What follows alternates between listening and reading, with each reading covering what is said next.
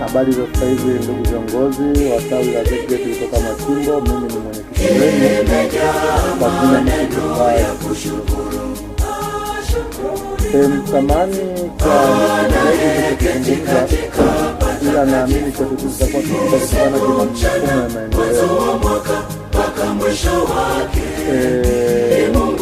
Nilikuwa najaribu kuwakumbusha mheshimiwa makamu wa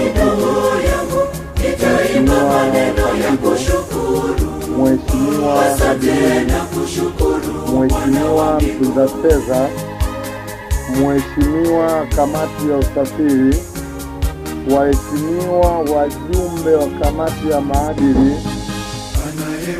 waheshimiwa wazee, waheshimiwa washauri wa kamati ya wazee.